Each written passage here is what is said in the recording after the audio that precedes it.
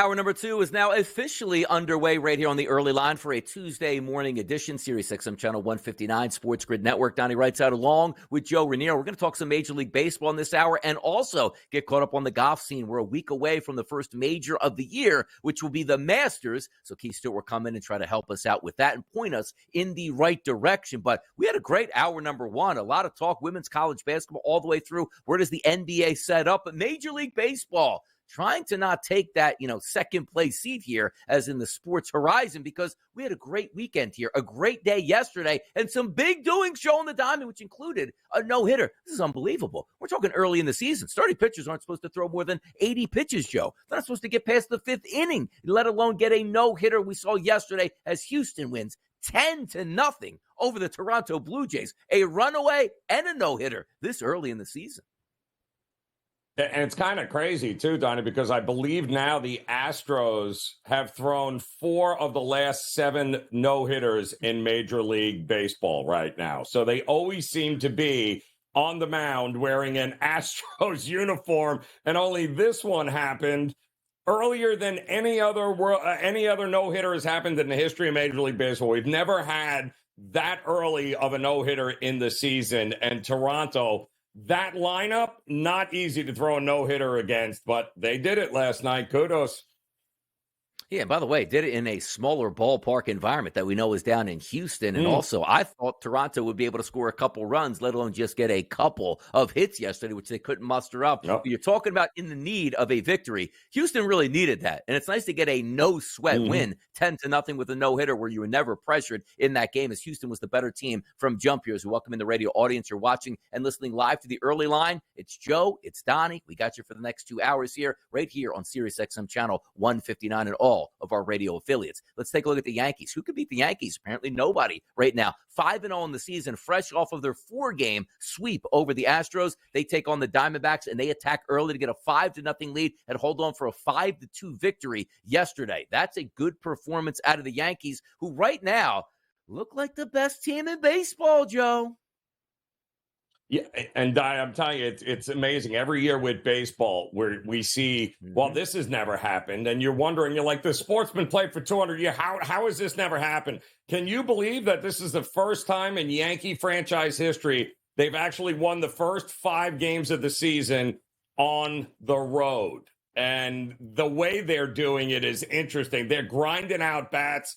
They almost look like mid-season. This is the kind of at-bats that they're approaching, Donnie, where it's not Soto crushing it. It's not Judge crushing it. It's the bottom of the order. They're taking walks. They're moving guys over. I don't even know what this team is right now. I hope it lasts, but my goodness, it's been pretty impressive to watch.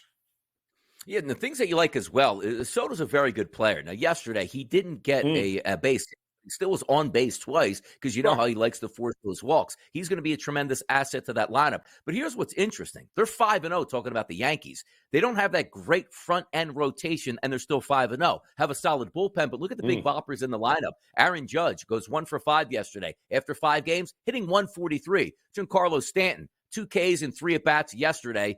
4 at-bats, did take a walk. He's hitting 176. So once you can get those 2 guys rolling in that lineup, let's see what they're made out to be. But the Yankees getting that first 5-0 start, it seems like in decades right now. That's a great turn of events because we weren't getting a lot of positive information coming out of camp here. Oh, no, Aaron Judge ribcage. Oh, no, Aaron Judge toe. And then you take a look at Garrett Cole and the pitching staff and Rondon. I mean, nothing was coming up aces from the Yankees except their start now sitting at 5-0. And coming into that game, the Diamondbacks were 3-1. If we move it into the American League again, the Texas Rangers 9, Tampa Bay 3. You had a 6-0 lead for the Texas Rangers, who capitalized in the first inning with 3 runs, then got 3 again in the 6th inning and cruised to a 9-3 victory. 3-1 now on the season, those Texas Rangers, the champions of the world last year. Yeah, and unfortunately, big injury for them. Josh Jung, the young third baseman, the stud, who's been crushing it, had a home run, had a double last night. He's been absolutely on fire.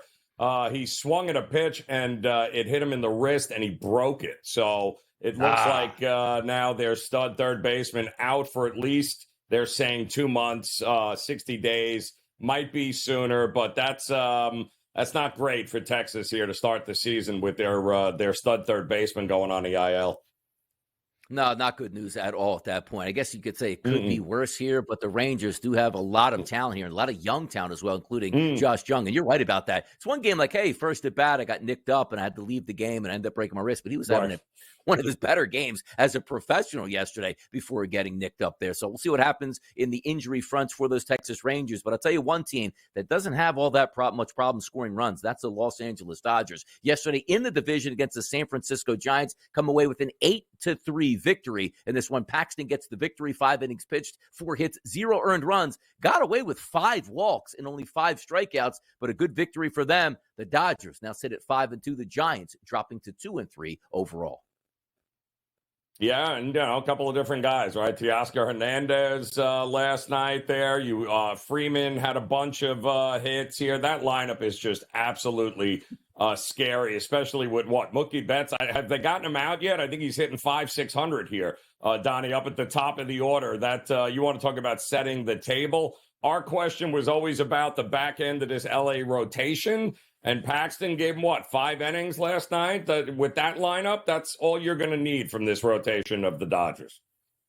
It looks good. Take a look at the first 4 batters in that lineup, which you're going to see basically on a day-to-day basis. Mookie Betts hitting 520. Freddie Freeman, 360. Will Smith, who got that new contract, had to repay the Dodgers by hitting 500 early in the season. Oh, yeah, there's still Shohei Ohtani in the middle of that lineup hitting 267. They're going to be devastating all the way through, but you're going to get used to be paying a lot of high price points, which included 2-1 or higher yesterday for the Dodgers over San Francisco. And meet the Mets, beat the Mets. 0-4 at Citi Field as the Detroit Tigers come to town with a 5-0 victory. What's up with those bats in New York, Joe?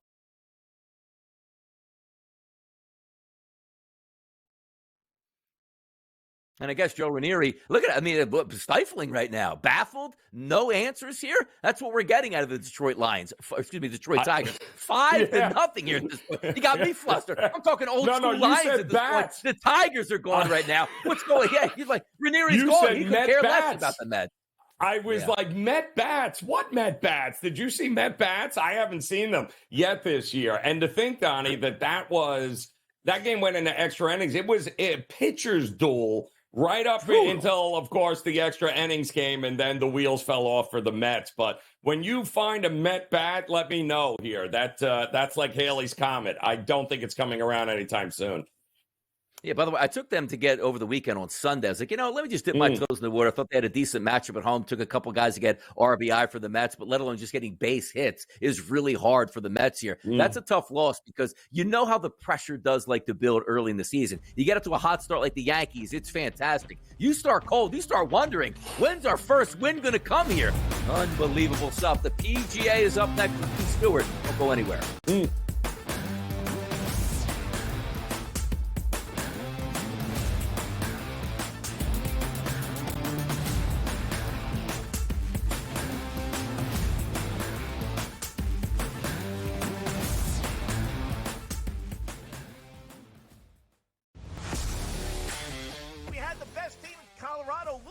So there's it's not even like Colorado's going to sit on it, right? I mean, there's no way in the world we're not getting one more goal. We're going to cash this ticket. Cha-ching, cha-ching. I love the bet. I love the price. I think that's, like I said, that's one we're going to have to, we're telling everybody right now. They're probably moving it in risk rooms everywhere right now based on us giving out this information. In-game live, prime time, only on SportsGrid. Talk all you want about how fat he is. No one can guard him. No one can stop him. He's a violent offender. He does whatever he wants in the low block and at the 10. He just does whatever he wants and scores at will, ad nauseum. They're the Mike Tyson of college basketball. At some point, they're going to throw a haymaker. And when it connects, Pharrell, you're not getting up. Pharrell Coast to Coast, only on SportsGrid. I think JMU is going to knock off Wisconsin. I think JMU, with the way that they can score the ball and spread you out, Wisconsin struggles to defend. They're in the bottom third in defensive efficiency. Iowa State's not going to beat you with offense necessarily. They're just not. Illinois will beat you with offense. I like Illinois. I don't love them enough to beat UConn. You got to guard at some point. Give me Connecticut to make the Final Four. Betting above the rim, only on SportsGrid. Your gut says Miami is going to win, and you should take the over. Your gut also said your NFT selfies would only go up in value. They didn't. But your head is on SportsGrid and knows the QB is in concussion protocol. The backup has a 45 QBR against the zone coverage. The New York D has the most sacks in the league. So yeah, trust your head. It's smarter to be on SportsGrid. SportsGrid, your 24/7 sports wagering network. Pro League Soccer, powered by Marca. I would be willing to bet the under 2.5 goals. Fantasy sports today. Especially in head-to-head formats in fantasy, I think I'm going to go with Juan Soto. Game time decisions. People don't like it. I don't really care. I cannot believe anybody is betting the Clippers at this number. Betting above the rim. All I've heard you say on the network is you're either winning or you're rebuilding. In-game live, all access. Nobody has been more profitable as a dog than Shaka Smart team. Winning back-to-back road games. I don't care if they're playing Topeka High. I wouldn't give them any chance whatsoever. In-game live, prime time. Back-to-back, just utterly stinker quarters. In-game live, overtime. Honestly, as you sit here and listen, watch right now, you may want to consider placing that bet. It's smarter to be on SportsGrid.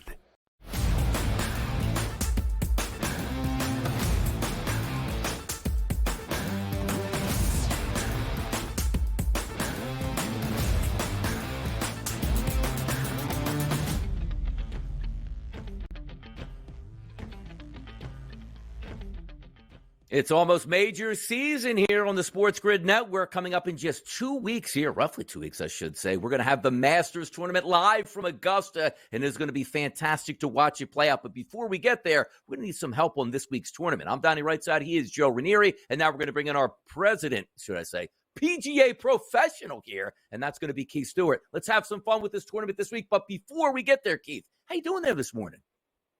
Oh, man, I'm doing fantastic. 7 days from today, boys, I'll be coming to you live from Augusta National Golf Club. I can't wait to talk the Masters, but we got a little business to take care of down in Texas and maybe even a little bit in Miami before we get there. Absolutely. Take a look at the tournament this week. How do we play into it? Last week, we thought Scheffler was going to be an automatic winner. We thought Scheffler with a 5-foot putt was going to be able to get into extra holes here. Not the case. That tournament last week would stall, I believe, Steven Jaeger get the victory here at -12 over Tony Finau, Taylor Moore, and Scottie Scheffler. What do we see out of Scheffler down the stretch? Couldn't close the door here. Well, it wasn't just Scheffler down the stretch. How about the fact he throws up a double bogey and misses, 1.5 putt on Friday? Then on Saturday, he throws in another double bogey late. And then, he can't make a 5-foot, 4-inch putt as the number one player in the world. He did not have a good putting week. And after those back-to-back wins at API and the Players, everybody thought that the mallet putter was the answer. I'm not sure if that's the answer. And we're heading to Augusta National soon where, he's won a green jacket before, but it wasn't with the putter. What happens this time of year, though, Keith, when guys that are do we have guys in this tournament or guys trying to work on some things heading into it? These kinds of tournaments before the majors are always a little tricky, aren't they? Oh, there's no doubt about that, Joe, and it's a great point and something that we have to discuss. A couple of years ago, or up until even last year, we had that Dell Match Play event that everybody had to play in, the top 64 golfers, and that hurt the fields at places like Houston and then, of course, down here in San Antonio for the Valero Texas Open. Now, all of a sudden, we don't have that mandatory event anymore, and we're starting to see some better fields here, but when you have rookies here like Fleetwood and Matt Fitzpatrick, you wonder that are they not looking ahead? Are they looking ahead? Or are we at a point right now on the PGA Tour where everybody just needs to win every week that they're out there? And you just can't worry about, Augusta National and Magnolia Lane quite yet. And I think with all of the long shots that have won, I mean, Joe, the fact that you didn't bring up that Jaeger Bombs won last week blows my mind. I mean, it's crazy. It's crazy to think that these guys, I mean, Matthew Pavon, Grayson Murray. I mean, we had all these crazy long shot winners this year. I think that more so than ever before, if you're playing that week, you are focused and you are ready to roll and trying to win. Valero, Texas Open this week. the TPC San Antonio on the Oaks course here. We take a look at a par 72, close to 7,500 yards, a purse of $9.2 million. Set us up here this weekend, Keith. What does this course present to us here, and who could that possibly favor? Donnie, here's 3 things to keep your eye on when you're trying to handicap this week and come up with your best weekend wagers. The first thing, a very difficult approach golf course. Greg Norman design, and, he didn't actually, create the greatest landscape for golf here, but it is tricky when it comes to hitting these greens, some of the smallest on tour. And here is the secret sauce when it comes to approach play this week. With very long par 5s and a couple short par 4s, approaches inside 100 yards, which isn't something you guys will catch me saying on many weeks, but this is one of those weeks I would pay attention to that. It's a 7,400-yard golf course, but as I just mentioned, some of these short approaches come into play. We've seen over the years guys like Matt Kuchar, Ryan Moore, J.J. Spawn won a couple of years ago. Some of the shorter hitters, positional off the tee, need to avoid these bunkers. And the third thing is the bunkers. The bunkers are treacherous here. They're the top 10 worst on tour to deal with. All but one green has a greenside bunker. You can't get caught in the sand, and if you do, you have to be able to get out. 3 secrets there in order to kind of predict who's going to win this week. Chalk is McIlroy, Aberg, Spieth. Who are some of these guys up at the top? We probably, based upon what we've been seeing, I don't want anybody in the teens, do I? No, and certainly, Rory started the week at 9-1, and his number's gone up to 10-1, and it'll probably get to 11-1. Nobody has a lot of faith there. He's only played here once before, and he missed the cut in 2022. Rory's got 5 starts this year and has no top 10s. So let's move on. How about Ludwig Aberg? He's the opposite. He's coming off a top 10 at the Players and one of his best ball striking events yet on tour. This kid might be the best player to never play in a major.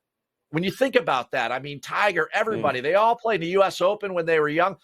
Ludwig has never played in a major championship, and he's not the type to look past this week. The way he drives the ball, his short game, the putter, I think he could be primed for, at the top of the board. I like him the best. And then you've got Spieth.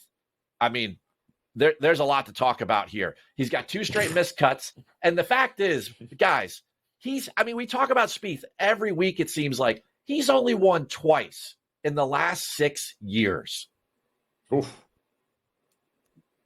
By the way, Keith, we're taking a look at this tournament this week as we set up to the Masters. So if you're trying to get your game ready, and sometimes we've seen light fields. This isn't really a light field. You got some superstars in here. Is the returning of the tide of playing the week before the Masters just to get ready for this tournament? And also, to some of the players, as Joe pointed out, working on and of course, they want to win. There's no doubt about it. They want that paycheck here. But using this as a ramp-up week to the Masters, some people like to play in it. Some people like to take the week off and get ready for the Masters. Well, we've seen it over the last 2 weeks. Some of the guys chose Houston as their warm-up. Some are choosing Valero. Both are very difficult golf courses statistically on the PGA Tour. So I like them both, so there's warm-up. But guys, don't lose sight for a second. We have 11 of the top 30 in the official world golf rankings playing this week here at the Valero. Great field. Great job for them. Long time, supporter of the tour. You love to see it. But don't forget about what's going on in Miami this week with Live Golf, right? They, for the second year in a row, are playing the week before the Masters. So we have to pay attention for once. We all don't pay attention to Live at all unless it's one of these weeks right before a major and you want to see what's going on. We know who's in the field. It's the same guys every time they tee it up. And Jon Rahm is the favorite at plus 600 this week down there in Miami at Doral, which is actually a real golf course on Live. They're playing the Blue Monster where the PGA Tour was for almost 50 years. Yep. So, I think that we have to pay attention even past Valero and look at Miami as well. Oh, that's a pretty good field too, right? Taylor Gooch. You got some guys in that field that are going to be very interesting getting ready to prove the following week that they still have it here. Are you leaning one way or the other in that one? Well, I tell you, I think that Rahm's got a lot to prove. He doesn't like Live. He doesn't like the shorts. He doesn't like the DJ music, Joe. He just seems very unsettled. And with all the attention on Scotty, right now in the futures boards, they have Rahm as third. They have Rory at shorter odds than Rahm. And he's the guy that's wearing the green jacket. So as far as I'm concerned, you got to take it off his back. And I think the bull is running hot. I think Raging Bull is ready to roll coming into Augusta. The last thing he wants to do is sit in that beautiful mahogany press room and start to get asked questions about how he's going to beat Scotty. That's just not going to sit well with him. So I think that this week he rolls into Miami, not looking ahead and just thinking about, destroying the field there. And you've got great players there like Cam Smith. You've got Joaquin Neiman that's been hot all spring. But I think Rahm is definitely a guy to watch. Let me ask you a quick question on this, Keith. Heading into the Masters next week, are there any restrictions on the Live Golf Tour here with some of the players who won't be able to play in the Masters because they play on Live Golf? Or are we just going to take the best golfers at Augusta once again? No, the guys that have qualified for Augusta all have the right to play. In fact, Augusta National came out, and after Joaquin Neiman won a couple times and the Australian Open back in December, they even gave him a special invite. So Augusta's doing their part to try to get the best field possible. No restrictions. That's absolutely what we like. You know what else we like? Keith Stewart right here on the Sports Grid Network as our resident PGA professional, breaking it all down. Next week for me, the biggest week in golf as we get ready for the Masters. Keith, thanks so much for joining us this morning, and good luck on your tournament plays this weekend. We're going to check in with Major League Baseball coming up next right here on the Early Line.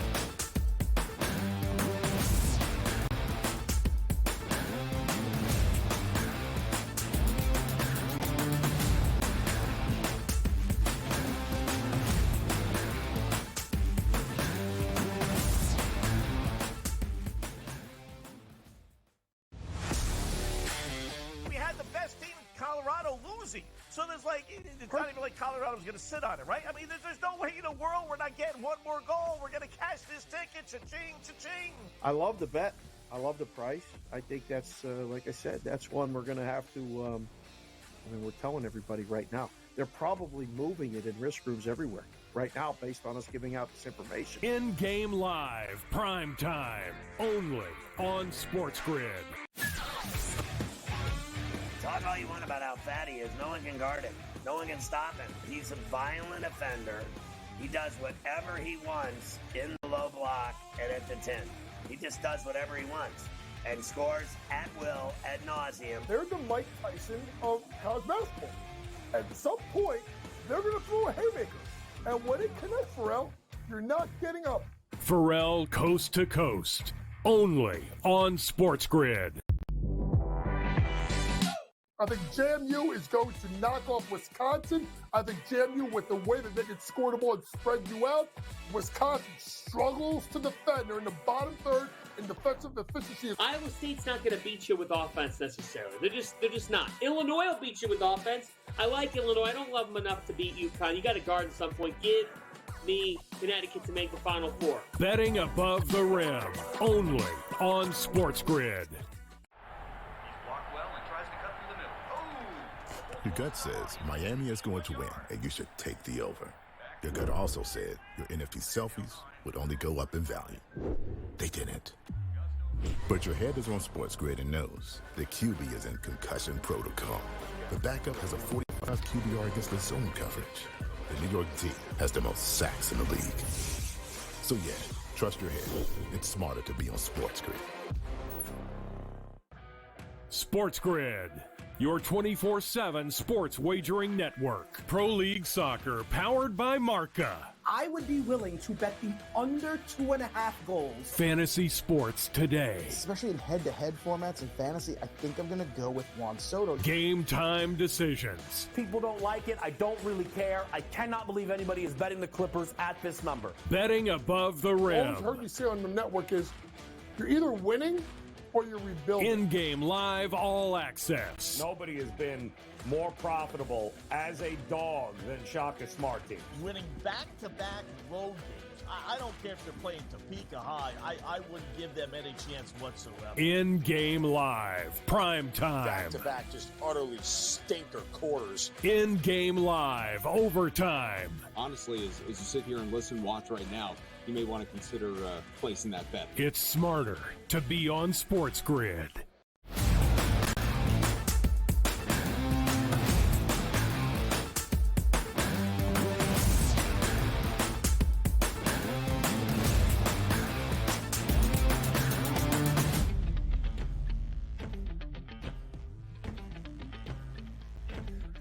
It's never too early to look at the standings in Major League Baseball. Yes, there is a long season, 162 games, and most teams only threw about 5 of those games so far. But it's time to take the temperature from that early week start here. I'm Donnie Rightside, he's Joe Ranieri. We're going to dip into some Major League Baseball right now. No team hotter on the planet right now than the 5-0 New York Yankees. If we take a look at the American League East, they're 5-0. The Orioles are 3-1, Red Sox at 3-2, and then the Blue Jays and the Tampa Bay Rays pulling up the rear at 2-3. Let's start here with the Yankees, because if you're looking from a seasonal perspective, you saw right away, oh no, 4 games down in Houston here. Let's hope, Joe Ranieri, we can win 2 of those 4 games at least and move on. 1-3 won't be the worst case scenario, but 0-4, we can't have that. The Yankees go 4-0 in that series. Then you say, okay, well, where are we going after that? You're going to stay on the road and take on the National League champions from last year, the Arizona Diamondbacks, and pick up another victory there. Love what I see so far. Run differential plus 13 through those 5 games, and the Yankees with a 5-0 start to start the season here, Joe. Yeah, and it's how they're doing it. And maybe we're burying the lead with that win last night, because did you guys watch Lewis Gill pitch? I mean, this is a kid, 25-year-old kid that was, missed last year, right? Tommy John surgery, comes in during spring training and absolutely dominates. He goes out as the 5th star last night. He works 4 2/3 inning. Donnie, they weren't even close. They weren't even coming close to hitting his fastball there. Upper 90s, hit 100. I mean, just filthy stuff. So if he is another piece into this, because we know we're missing Cole, we know they can score runs, Donnie. We know the middle relief there, that bullpen is going to be one of the best in Major League Baseball. They're already in midseason form. But my goodness, if you can get some of these younger guys to step up like Lewis Gill and keep them healthy this year, then now we're talking a different projection for the New York Yankees. Even though they're 5-0, we all know that could change in a heartbeat. But that was pretty impressive last night. Could they go 162-0 is the question right now for Yankee fans out there. Obviously, we know they can't do that, but they love the start at 5-0. And as we pointed out to start the show, from the game last night against the Arizona Diamondbacks, you're still waiting. Like when Stanton and Judge wake up, hopefully the rest of the offense is still in groove. They could be a lot of fun to watch for the rest of the summer, including being at home in the Bronx and Yankee Stadium on an 88-degree day. Watch out. You're going to get some souvenirs certainly into the seats here. Souvenirs into the seats usually served up by the Detroit Tigers pitchers themselves at home. But how about this? 4-0 in the early season, 16 runs scored, 8 allowed, which is a run differential of +8, a 4-0 start for the Tigers. This was always the division, Joe, that we take a look at and say, it's probably the most up for grabs division every single year, because your teams are in the central markets here, don't spend a ton of money, and usually tightly raced here. But the Detroit Tigers, that's a great start for the season here, including yesterday getting the extra innings in an interesting 5-0 win over the Mets here to get to 4-0. Yep. No, that was impressive. Carson Kelly gets it done with a 3-run bomb there, I think, in extra innings. It was a pitcher's battle for the most part. Nothing game heading into the 10th, and then the wheels fell off. But it also helps, Donnie, that Detroit played the Sisters of the Poor so far, including the New York Mets and the Chicago White Sox here. So, that's a good sign if I'm Detroit, because that means now I'm beating the teams I should be beating. In years past, they were the team everyone anticipated to beat. Now they're beating some of those teams, and I think that's a great start for the Detroit Tigers. It exactly is. That's a good start, and also get those good vibes early in the season, vibes that aren't so good. The Chicago White Sox, who we didn't think the vibes would be very good this year, 0-4 to start the season, a -12 run differential there. So tough times here, certainly pulling up for the Chicago White Sox. But if we're taking a look here at the American League markets, you're not going to get a lot of change, even though we have great starts here. The Houston Astros, who lost their first 4 games, came back with a great victory yesterday against Toronto. Still +360 price to take down the crown in the American League. The Yankees at a +450 price. The Rangers +650 along with the Orioles, and a long way to go. But starting out the season here, it was nice to see the Astros get off the schneid and get a victory with a no-hitter 10-0, so they can breathe a little bit easier. But talk about those 2 top teams right now, the Astros and the Yankees. Any change in your philosophy or thought process through these first 5 games, or it's a long season, things will play themselves out?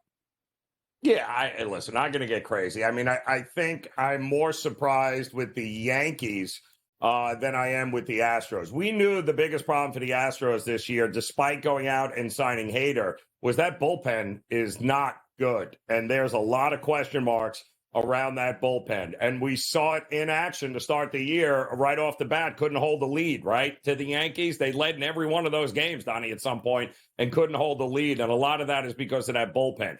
The Yankees start, it's how they're winning that is amazing here, because the starting pitching so far has been pretty decent without Cole at the top. The bullpen has been lights out, and you mentioned it. When they start hitting, the actual guys we're expecting to hit, they could average 8, 9, 10 runs a game, just like the Dodgers are on pace to do as well, or Atlanta. That lineup ain't even hitting yet. Wait till that happens here for the Yankees.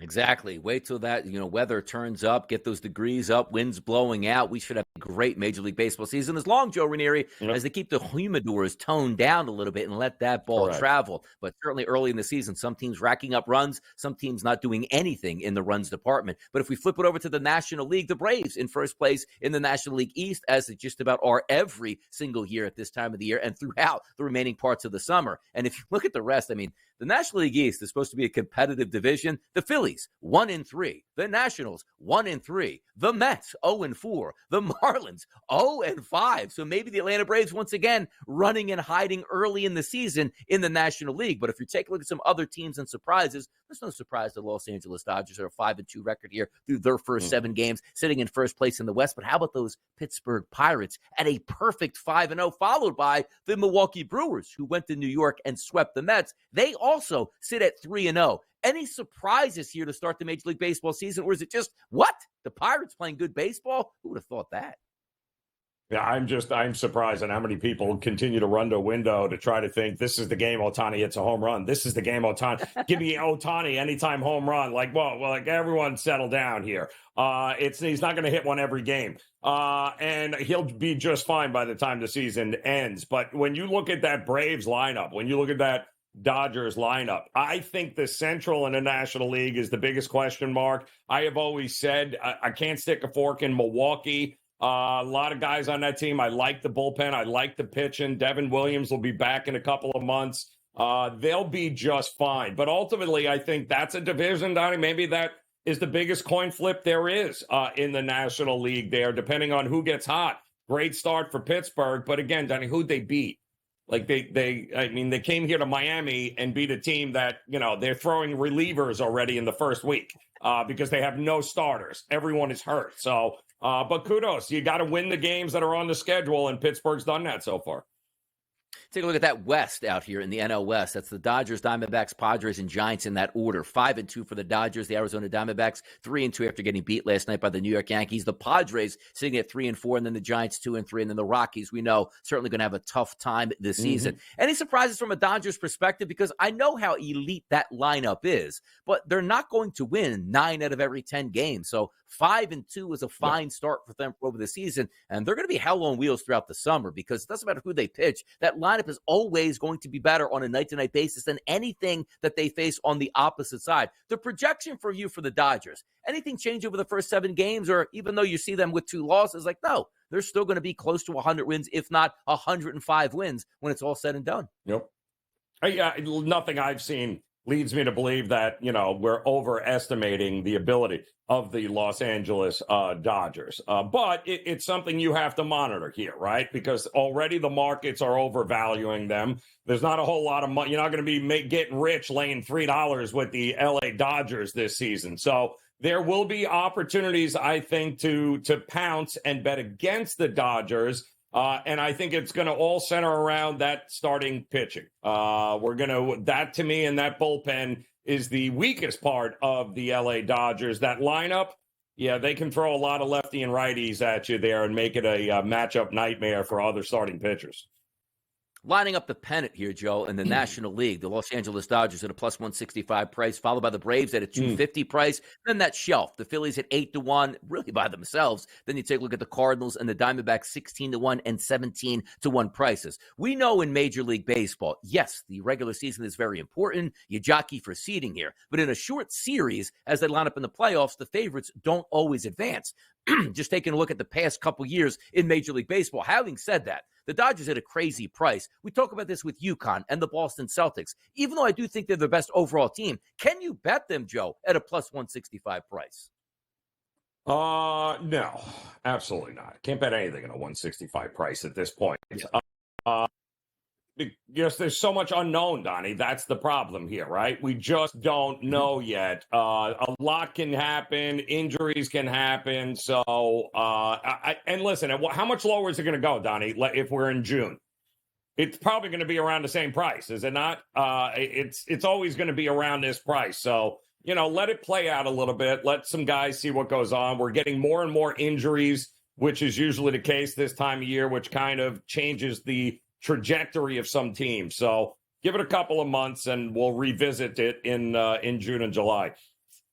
It should be interesting to see the season play out. And again, sometimes you look at the regular season and say, okay, let's just get there and see what happens in the playoffs because it's all about your 1, 2, or 3 starters. But how many times have we seen this, Joe? Sometimes it's not even about your 1 or 2 starters, just like how good your bullpen is. Because a lot of these starters are spent by the time the regular season is over. You don't even have a third. You're doing bullpen starts in Major League Baseball for the World Series, as we've seen over the past couple of years. So crazy times, but you are going to lean on a great hitting lineup like the Dodgers. That's a good problem to have. Let's flip it over and talk Final Four action.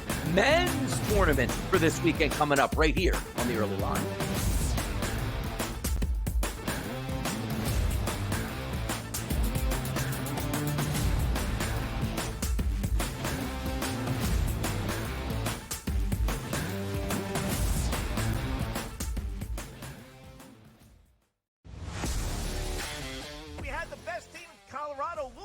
So there's it's not even like Colorado's going to sit on it, right? I mean, there's no way in the world we're not getting one more goal. We're going to cash this ticket. Cha-ching, cha-ching. I love the bet. I love the price. I think that's, like I said, that's one we're going to have to, we're telling everybody right now. They're probably moving it in risk rooms everywhere right now based on us giving out this information. In-game live, prime time, only on SportsGrid. Talk all you want about how fat he is. No one can guard him. No one can stop him. He's a violent offender. He does whatever he wants in the low block and at the 10. He just does whatever he wants and scores at will, ad nauseum. They're the Mike Tyson of college basketball. At some point, they're going to throw a haymaker. And when it connects, Pharrell, you're not getting up. Pharrell coast to coast, only on SportsGrid. I think JMU is going to knock off Wisconsin. I think JMU, with the way that they can score the ball and spread you out, Wisconsin struggles to defend. They're in the bottom third in defensive efficiency. Iowa State's not going to beat you with offense necessarily. They're just not. Illinois will beat you with offense. I like Illinois. I don't love them enough to beat UConn. You got to guard at some point. Give me Connecticut to make the Final Four. Betting above the rim, only on SportsGrid. Your gut says Miami is going to win, and you should take the over. Your gut also said your NFT selfies would only go up in value. They didn't. But your head is on SportsGrid and knows the QB is in concussion protocol. The backup has a 45 QBR against the zone coverage. The New York D has the most sacks in the league. So yeah, trust your head. It's smarter to be on SportsGrid. SportsGrid, your 24/7 sports wagering network. Pro League Soccer, powered by Marca. I would be willing to bet the under 2.5 goals. Fantasy sports today. Especially in head-to-head formats in fantasy, I think I'm going to go with Juan Soto. Game time decisions. People don't like it. I don't really care. I cannot believe anybody is betting the Clippers at this number. Betting above the rim. All I've heard you say on the network is you're either winning or you're rebuilding. In-game live, all access. Nobody has been more profitable as a dog than Shaka Smart team. Winning back-to-back road games. I don't care if they're playing Topeka High. I wouldn't give them any chance whatsoever. In-game live, prime time. Back-to-back, just utterly stinker quarters. In-game live, overtime. Honestly, as you sit here and listen, watch right now, you may want to consider placing that bet. It's smarter to be on SportsGrid.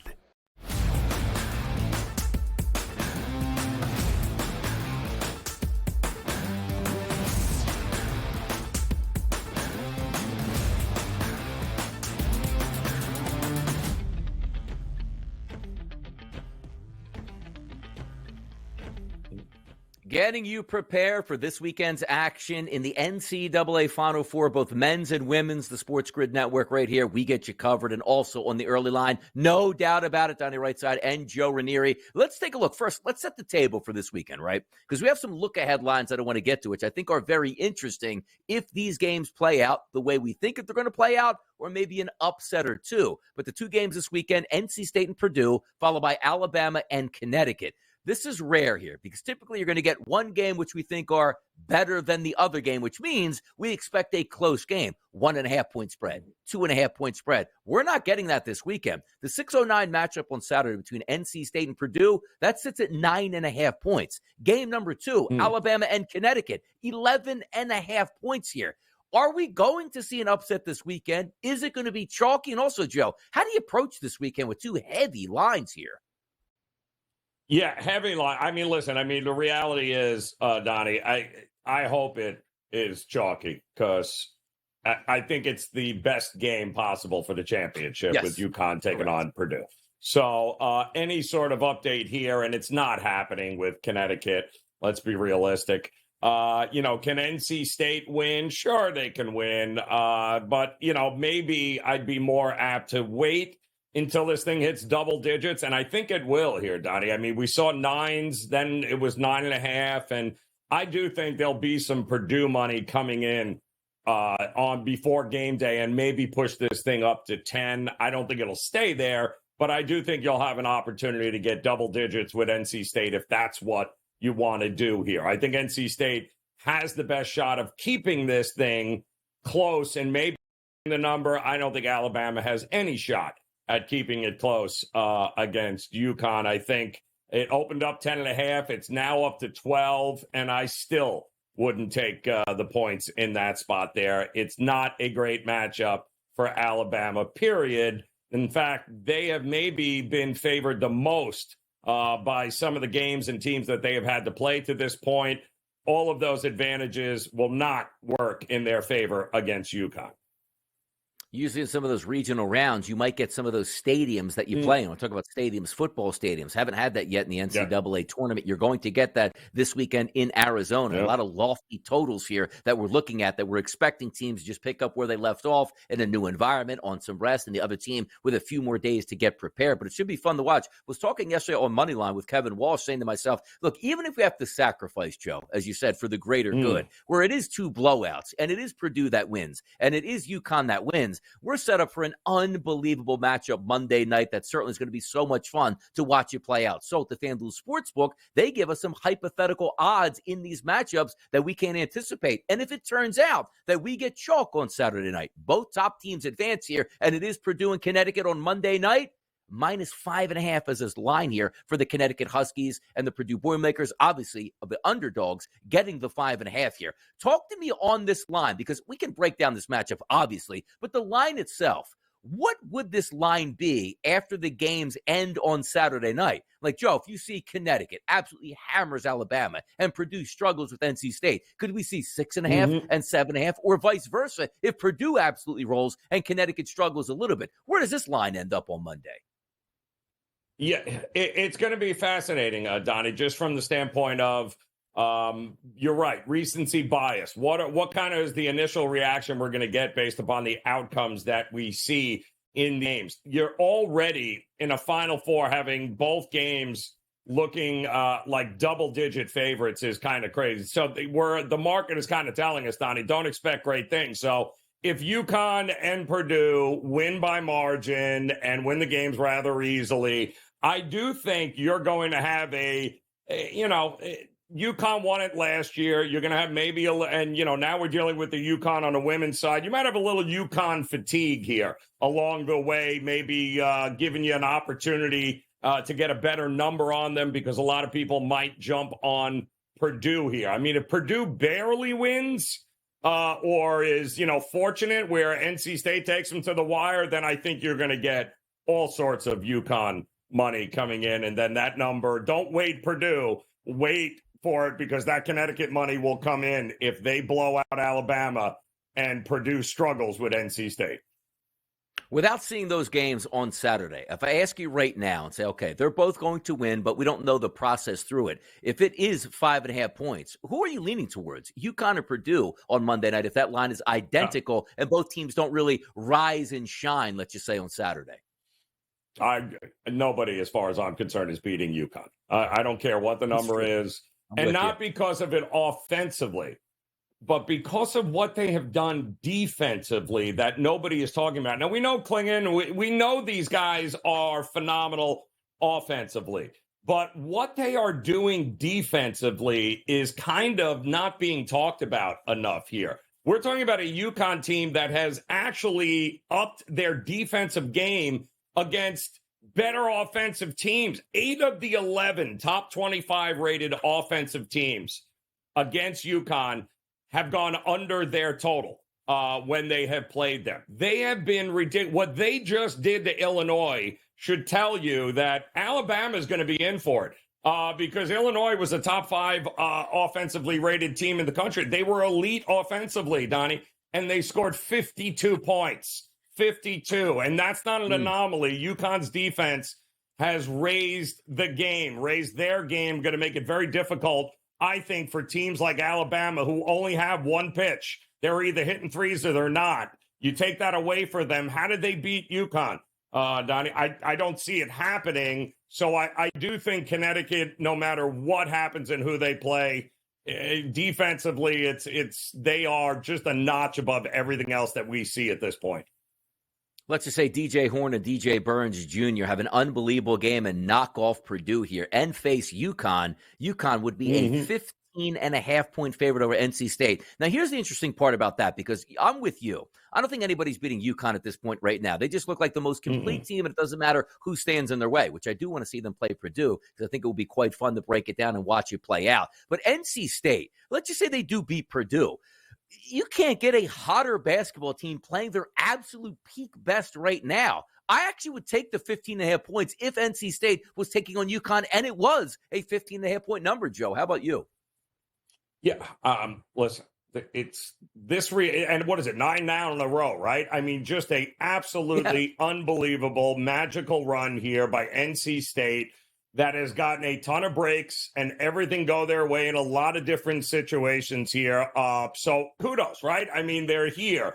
But I do think eventually they were going to run into a team that is just that much better. And once that regression hits, which it will, Donnie, they're not going to outshoot every team they play through a championship from three-point range. They weren't a great three-point shooting team. They're making great shots at great times, but I just think styles make fight. And Purdue, with Zach Edey and the snipers they have around them, that's going to be unlike anything NC State has had to play thus far. And again, NC State has played their A game the entire way. What happens if their B game shows up, which eventually it will here, Donnie, against Purdue? That's lights out. Let's just say Purdue does advance and wins their game against NC State, but also Alabama pulls the rug out from under UConn and shows up on Monday night to play for a national championship, which means probably you got some great tempo and the three balls were rolling. But if we take a look at this lineup here, Purdue then turns into the favorite at -5.5 going up against Alabama. So talk to us about this matchup, because if Alabama is pulling punches here, knocking off some of the best teams in the country, which includes UConn, I got to be honest, Joe, I'm taking the 5.5 points here. Yeah, absolutely. Absolutely, you'd have to. No doubt in that. If anybody, but then you got the other thing, right? So if Alabama somehow knocks off UConn, it's going to require a monster effort. And then we've got the problem of no matter who they're facing, it's a letdown, because this is Alabama's national championship game against the champs, UConn. If you beat them, I'd be very worried about what's left in the tank come the championship game for Alabama. I don't see it happening, but if it did, I would be worried to see what do they have left for either Purdue or NC State. Exactly. You get that monster victory. It's almost like you already won the national championship before even getting to the game, because beating UConn would be that top dog, and what a letdown that would be is you can't finish it off. But there are some still, and one more matchup, I should say, to take a look at. That's NC. I'm telling you right now, The NCAA executives are lining this up going, we might have hit the grandest of slams you could ever hit with the women's national championship and the men's national championship, the way it sets up. If we wind up with NC State, Alabama, will we love it? Yes. Will it be a lot of fun because they're two good teams? But my goodness, we would sit back and say, Joe, what could have been here? Purdue and UConn was supposed to be that major lineup. Now we would find ourselves on Monday night with a 4 seed and an 11 seed playing for the national championship, and an Alabama Crimson Tide team at the FanDuel Sportsbook would be favored by 4.5 points over NC State.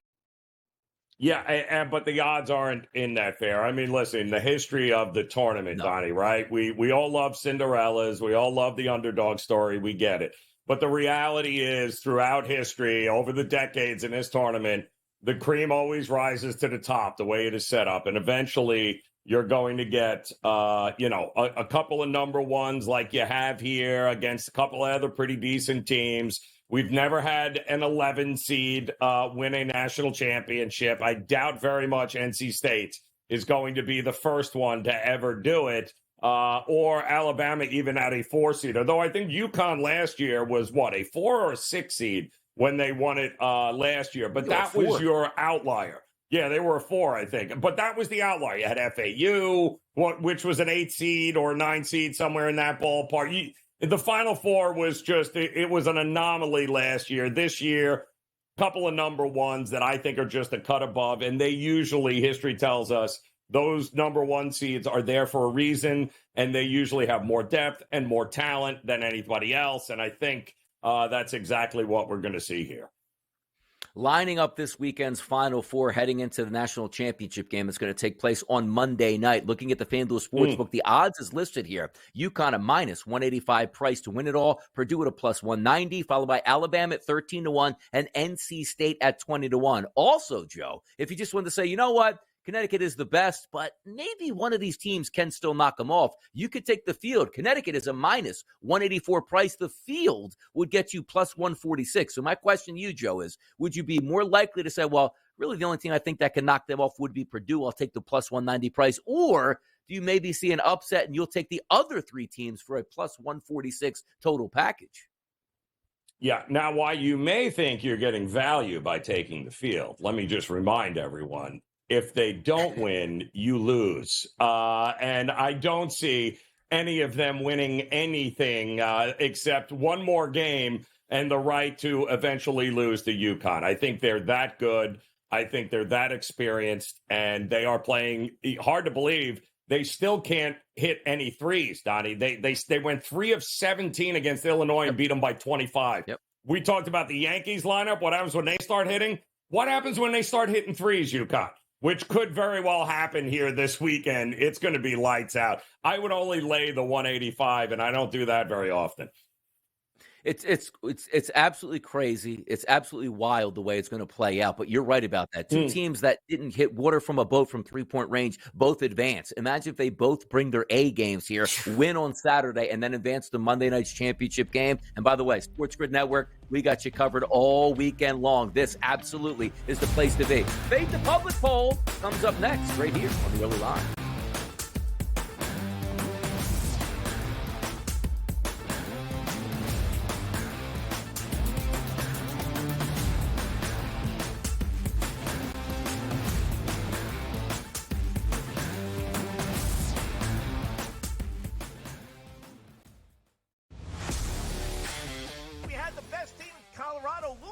So there's it's not even like Colorado's going to sit on it, right? I mean, there's no way in the world we're not getting one more goal. We're going to cash this ticket. Cha-ching, cha-ching. I love the bet.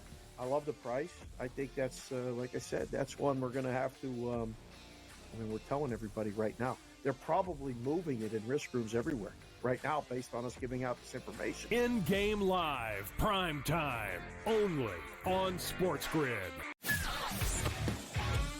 Talk all you want about how fat he is. No one can guard him. No one can stop him. He's a violent offender. He does whatever he wants in the low block and at the 10. He just does whatever he wants and scores at will, ad nauseum. They're the Mike Tyson of college basketball. At some point, they're going to throw a haymaker. And when it connects, Pharrell, you're not getting up. Pharrell Coast to Coast, only on SportsGrid. I think JMU is going to knock off Wisconsin. I think JMU, with the way that they can score the ball and spread you out, Wisconsin struggles to defend. They're in the bottom third in defensive efficiency. Iowa State's not going to beat you with offense necessarily. They're just not. Illinois will beat you with offense. I like Illinois. I don't love them enough to beat UConn. You got to guard at some point. Give me Connecticut to make the Final Four. Betting above the rim, only on SportsGrid. Your gut says Miami is going to win, and you should take the over. Your gut also said your NFT selfies would only go up in value. They didn't. But your head is on SportsGrid and knows the QB is in concussion protocol. The backup has a 45 QBR against the zone coverage. The New York D has the most sacks in the league. So yeah, trust your head. It's smarter to be on SportsGrid. SportsGrid, your 24/7 sports wagering network. Pro League Soccer, powered by Marca. I would be willing to bet the under 2.5 goals. Fantasy sports today. Especially in head-to-head formats and fantasy, I think I'm going to go with Juan Soto. Game time decisions. People don't like it. I don't really care. I cannot believe anybody is betting the Clippers at this number. Betting above the All rim. I've heard you say on the network is you're either winning or you're rebuilding. In-game live all access. Nobody has been more profitable as a dog than Shaka Smart team. Winning back-to-back road games. I don't care if they're playing Topeka High. I wouldn't give them any chance whatsoever. In-game live, prime time. Back-to-back, just utterly stinker quarters. In-game live, overtime. Honestly, as you sit here and listen, watch right now, you may want to consider placing that bet. It's smarter to be on SportsGrid.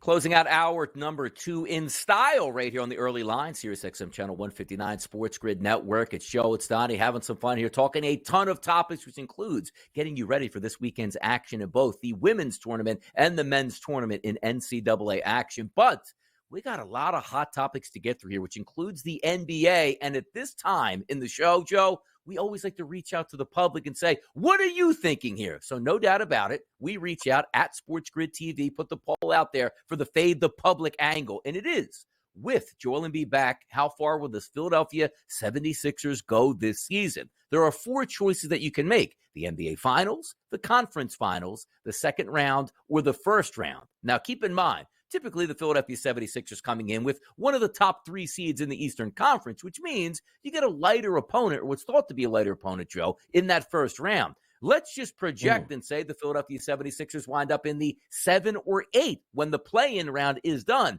That means you're facing either the Boston Celtics or the Milwaukee Bucks. We'll see what order they finish up in. But voting on this for me, I actually voted first round. And that's not to say that I don't think the Sixers are actually going to be a good and competent team, because I think they will. And if Joel Embiid comes back and is the MVP or close to it, the Sixers are a good team, but they're not facing like the Atlanta Hawks or, Cleveland in round number 1. They're going to get a heavyweight right out of the gate, Joe, and I'm not so sure they can win that first round matchup. Yeah, no, they can't. And I would be very leery, Donnie, because, you hate to say it, but it's a knee on a big man. So even though he may be ready to come back here, they were always the one team we were worried about depth-wise to begin with, even with Embiid on the court, right? Because it's a grind.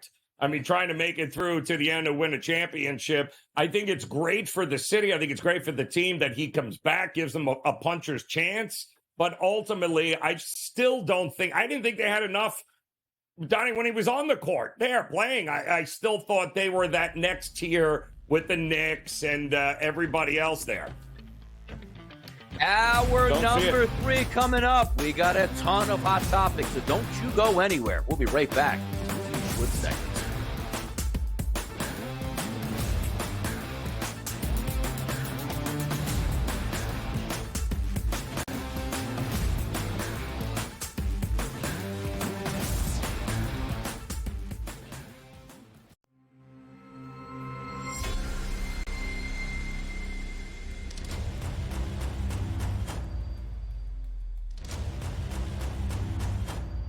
smarter to be on SportsGrid.